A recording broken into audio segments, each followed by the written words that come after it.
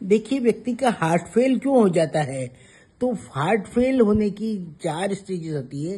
Congestive यानी जकड़न से हार्ट फेल हो जाता है, और ये हार्ट फेल होने के लिए 4 लक्षण है। पहली स्टेज आती है कि हम अपने को सांस लेने में कठिनाई अनुभव करते हैं, ब्रीथलेसनेस रहती है और थकान होती है। थकान यानी मतलब हम तेज चलते हैं तो एकदम जो है इस तरह से ब्रीथलेसनेस हो जाती है, और साथ ही साथ हम सीढ़ियाँ चढ़ते हैं तो भी ये ब्रीथलेसनेस कहलाती है। तो ये पहली स्टेज तो ये होती है, इससे हमें सावधान होना पड़ता है। दूसरी चीज है कि हम जब इस आराम करते हैं तो हमें इस सांस चलने से आराम मिलता है, मतलब कि हमें रेस्ट करने के समय हम लोग इसके कंफर्टेबल फील करते हैं। परंतु ये दूसरी स्टेज हमको मतलब खतरे की घंटी तो है ही है। हम मतलब थकान चलते नहीं है या स्टेयर्स चढ़ते नहीं है तब हमारी शांति बढ़ती है। परंतु तीसरी स्टेज पे आ जाती है। तीसरी स्टेज में ये है कि हमें पसीना पसीना होने लगता है।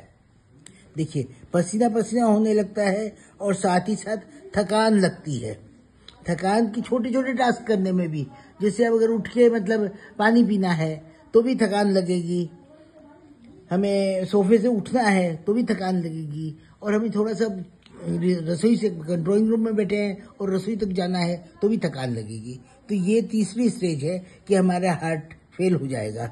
और चौथी लास्ट स्टेज है कि हमें मतलब जो है हमारी सांस और हार्ट बीट, हृदय की धड़कन दोनों इतनी तेज हो जाती है कि हमें मतलब सांस आराम लेने में भी कठिनाई होती है। मतलब हमारी धड़कन जो है एकदम तेज हो जाती है और सांस भी बहुत तेज हो जाती है और धड़कन मतलब आप दूर से सुन सकते हैं कि हृदय धड़क रहा है।